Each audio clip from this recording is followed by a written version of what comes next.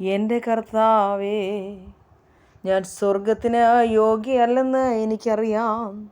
പാപിയുടെ മരണത്തിൽ തിരുവിഷ്ടമില്ലാത്ത ഉത്തമനും ദയവാനുമായവനെ, നിന്റെ മഹാകരുണകളിൻ പ്രകാരം എന്നോട് പ്രവർത്തിക്കണമേ. എൻ്റെ അരിഷ്ടതാവസ്ഥയോട് ദയവ് ചെയ്യണമേ. എന്നോട് കരുണയുണ്ടാകണമേ.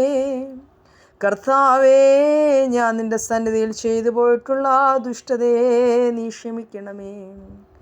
എൻ്റെ കർത്താവേ, ഞാൻ ചെയ്തു പോയിട്ടുള്ള പാപനിമിത്തം ഞാൻ അടച്ചു കളഞ്ഞിരിക്കുന്ന നിന്റെ കരുണയുടെ വാതിൽ എനിക്ക് നീ തുറന്നു തരണമേ. എൻ്റെ കർത്താവേ, നിന്റെ തിരുമുഖം എൻ്റെ മേൽ ശോഭിപ്പിക്കണമേ. ഞാൻ രക്ഷപ്പെട്ടുകൊള്ളട്ടെ. അന്ധകാരത്തിലും മരണനിഴലിലും ഇരിക്കുന്ന അഗതിയായി എനിക്ക് പ്രകാശം നൽകണമേ.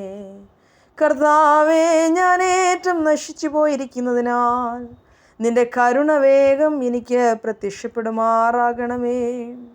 സകല അനീതികളിലും കിടന്നുരുളുന്ന കുറ്റക്കാരനും കോപിപ്പിക്കുന്നവനുമായ എന്നെ കൃപയോടെ കൈക്കൊള്ളണമേ.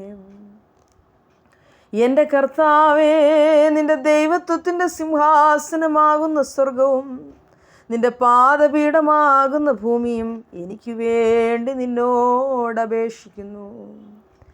നിന്റെ ദൈവത്വത്തിൻ്റെ ശുശ്രൂഷകരാകുന്ന സ്വർഗീയ സൈന്യങ്ങൾ എനിക്ക് വേണ്ടി നിന്നോട് അപേക്ഷിക്കുന്നു.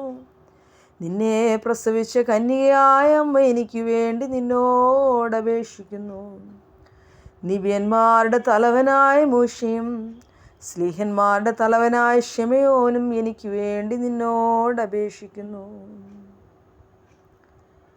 നിന്റെ ഏവൻഗേലിയോൻ പ്രസംഗിച്ച സ്ലീഹന്മാരും നിന്നോടുള്ള സ്നേഹം നിമിത്തം മരിച്ചിട്ടുള്ള സഹദേന്മാരും എനിക്ക് വേണ്ടി നിന്നോട് അപേക്ഷിക്കുന്നു.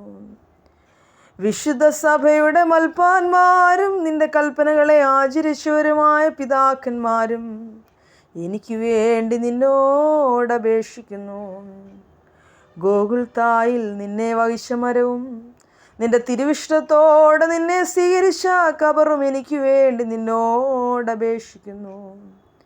മരിച്ചവരുടെ ഇടയിൽ നിന്നുള്ള നിന്റെ ഉയർത്തെഴുന്നേൽപ്പും നിന്റെ സ്വർഗാരോഹണവും എനിക്ക് വേണ്ടി നിന്നോട് അപേക്ഷിക്കുന്നു. എൻ്റെ കർത്താവേ, ഇവയൊക്കെയുടെയും നിന്റെ തിരുവിഷ്ടം പ്രവർത്തിച്ചിട്ടുള്ള എല്ലാവരുടെയും അപേക്ഷയാലും പ്രാർത്ഥനയാലും കുറ്റക്കാരനായ അടിയനോട് നിരപ്പാകണമേ.